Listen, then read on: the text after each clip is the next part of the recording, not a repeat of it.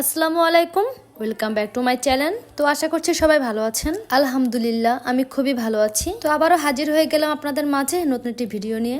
আজকে কোনো রান্নার রেসিপি নিয়ে আসিনি। তো আজকে বাড়িতে কিছু কাজ ছিল, এজন্য আপনাদের কাছে একটু শেয়ার করেছি। তো আমাদের বাড়িতে দুটো বড় বড় আম গাছ আছে, আর যেগুলো আছে সেগুলো প্রায় ছোট, অল্প কিছু পরিমাণ আম ধরে। আর আমাদের বড় গাছের পাকা আমগুলো সব কাঠবিড়ালি এবং পাখিতে আমগুলো খেয়ে ফেলছিল। এজন্য আমার হাজবেন্ড বলে যে আমগুলো সব পেরে ফেলতে হবে। আমগুলো পাড়তে যাব, এরই মধ্যে দেখলাম যে আমাদের মুরগির বাচ্চা ফুটেছে। এই মুরগিটা ডিম সহ 18 দিন আগে উমে বসাইছিলাম, তারপর 18 দিন পর বাচ্চা ফুটছে। ডিম উমে বসাইছিলাম 11টা, এখন দেখি 7টা ফুটছে আর 4টা ফুটে নাই। যেহেতু মালসার মধ্যে থেকে মুরগিটা উঠে যাচ্ছিল, এজন্য একটা ট্যাপারির মধ্যে মুরগি আর বাচ্চা ডিম সহ একসাথে রেখে দিতে হবে। এজন্য আমার ফুপু শাশুড়ি সবগুলো ঠিক করে দিচ্ছিল। আর এখানে মুরগির বাচ্চা নিয়ে আমি একটুখানি দুষ্টুমি করছিলাম। আর এদিকে মুরগির বাচ্চারা ওর মাকে ডাকছিল। আর আমাদের মুরগির বাচ্চাগুলো সবগুলো ব্ল্যাক হয়েছে। মুরগির বাচ্চার প্রত্যেকটা কালার খুবই সুন্দর ছিল। তো আমি আপনাদেরকে তো আরেকবার বলেছি যে আমাদের মুরগির ডিম বেশি একটা খাওয়া পড়ে না, এজন্য আমরা মুরগির ডিম উমে বসাই। তো আমি 2টা মুরগির ডিম বসাইছিলাম, একটার বাচ্চা ফুটছে আর একটারটা এখনো ফুটেনি। গ্রামে থাকলে এই একটা শান্তি আছে,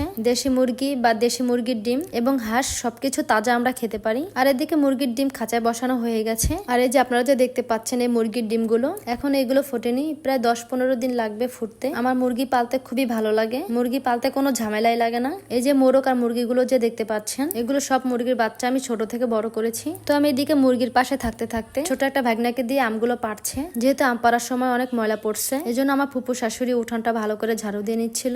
এরই মধ্যে আমরা 3বার আম পেরেছি। এটা হচ্ছে গিয়ে একেবারে শেষবারের মতো আম পাড়া। তো আমাদের ছাদ থেকে অল্প যে কটা আম পাড়া বাকি ছিল, তো ফুপুকে বললাম যে ফুপু ওই দিক থেকে তো আমি আম পাড়তে পারছি না, এই জন্য তুমি একটু পেরে দাও। তো ফুপু ওই আমগুলোকে টানা দিয়ে পেরে দিচ্ছে। আমাদের এই আমরুপালি খুবই মজা ছিল। আমি কিন্তু ভয়েসটা পরে দিচ্ছি, আমাদের আমগুলো অলরেডি খাওয়া হয়ে গেছে। কিন্তু আসল কথা কি, আমার দেখে খুবই খারাপ লাগছে, আবারও খেতে ইচ্ছে করছে।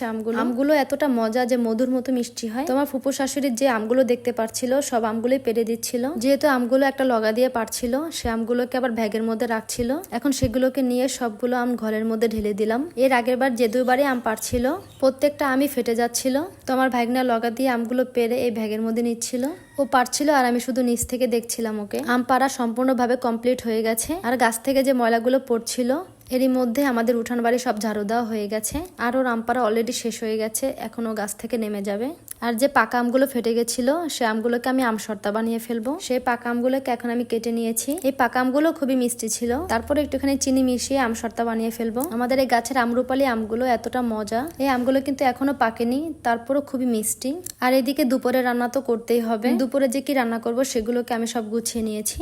এদিকে ওনারা সবাই আম পাড়ছিল আর আমি এদিকে রান্নাটাও করে ফেলেছি। আজ রান্না করেছি মুরগির মাংস, পাতলা করে মুসুরির ডাল, আর করেছি কচুরমুখী ভর্তা। কচুরমুখী ভর্তাটা আমি এতটা পছন্দ করি যা বলার বাহিরে। এই ভর্তাটা হলে আমার তেমন কিছুই আর লাগে না। গরম গরম ভাতের সাথে কচুরমুখী ভর্তা এবং ডাল, তার সাথে যদি থাকে গন্ধরাজ লেবু, তাহলে তো কোনো কথাই নেই, খেতে তো খুবই ভালো লাগবেই। এক প্লেটের জায়গায় 1.5 প্লেট ভাত খাওয়া যাবে। তো আমার ভিডিও ভালো লেগে থাকলে একটা লাইক, কমেন্ট, শেয়ার এবং সাবস্ক্রাইব করে দিবেন। আজ ভিডিও এই পর্যন্ত। টাটা, বাই, আল্লাহ হাফেজ।